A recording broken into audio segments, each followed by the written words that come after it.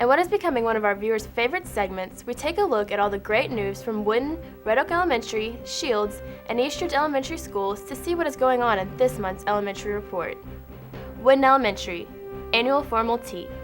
On Friday, February 11th, the 4th graders at Woodin Elementary held their annual formal tea. This tradition has been a part of Woodin Elementary for many years.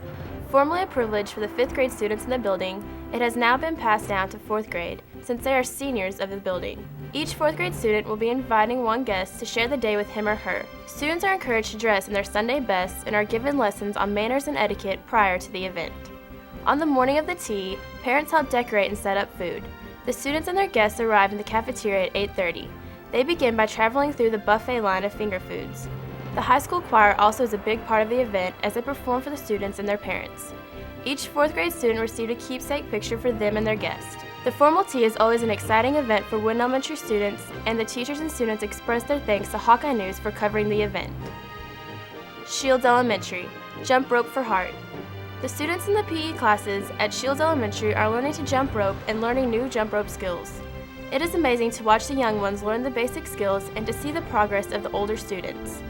The 3rd and 4th graders will be participating in the American Heart Association Jump-a-thon in February. The American Heart Association furnishes ropes for older students, and we, in turn, say thank you to them by collecting money for their worthwhile cause. Thanks to Mrs. Veltman for all of her hard work on this project, and again to Mrs. Simple for submitting this great story.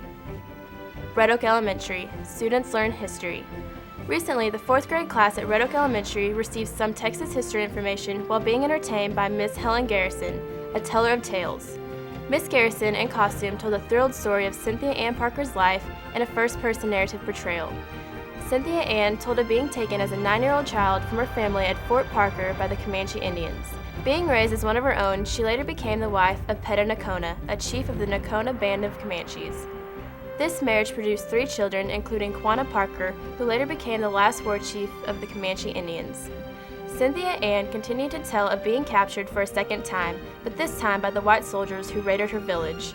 At the time of the raid, her husband and 2 sons were gone. She and her young daughter were rejoined to her white family, but she explained that the reunion never seemed to have worked out.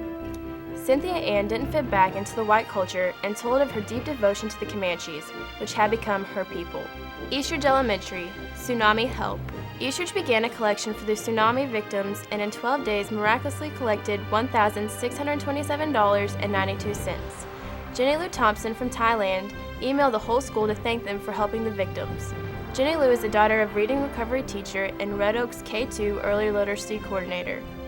She has lived in Thailand the last 6 years and has been to South Thailand in the past to see the beautiful beaches which were destroyed by the tsunami on December 26. She thanked all the students, teachers, staff, and parents who contributed to help others half a world away.